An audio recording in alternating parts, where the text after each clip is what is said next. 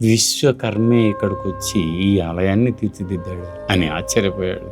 మాన్యఖేటం నుంచి పరిపాలించేటప్పుడు మొదట కృష్ణుడు ఎక్కడా లేని, సాటి లేని, పోటీకి రాని ఒక ఆలయాన్ని నిర్మించాలనుకున్నాడు. అయితే అప్పుడు శిల్పులందరినీ రప్పించి వాళ్ళ సూచనలు స్వీకరించినప్పుడు ఒక శిల్పి ముందుకొచ్చి, అయ్యా, మీ మనసులో కోరికను నేను గ్రహించగలిగాను. అనితర సాధ్యమైన ఎక్కడా లేనట్లుగా ఒక ఆలయాన్ని నేను తీర్చిదిద్దగలను, అది కూడా ఏకశిలలోనా? అవును. అప్పుడు ఆయన బాగా పరికించి, ఎక్కడ నిర్మిస్తావు నువ్వు అని అడిగినప్పుడు, నాకు మైదానం వద్దు. మరి ఎలా నిర్మిస్తావు? కొండ మీద? కొండ మీద కాదు, కొండల్లో నిర్మిస్తాను. కొండలో ఎలా నిర్మిస్తావు నువ్వు? నేను ఒక సువిశాలమైన కొండ పై భాగాన్ని ఎంచుకుంటాను. మరి అక్కడి నుంచి కడతారా?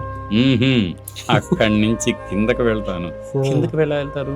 తొలుచుకుంటూ వెళ్తాను. తొలుచుకుంటూ వస్తే ఆలయం ఎలా వస్తుంది? మీరు చూద్దరు కనుక. చిట్ట చివరికి ఏమైంది? పూర్తి అయిపోయింది. రాజుకి, అయ్యా, మీరు ఇచ్చినటువంటి ప్రాజెక్ట్ నేను పూర్తి చేసి మీకు అప్పగించడానికి సిద్ధంగా ఉన్నాను, ఒక పరి రండి చూడండి అని పిలిచినప్పుడు రాజు ఆశ్చర్యం పొందాడు. ఆయనకి మాట రాలేదు.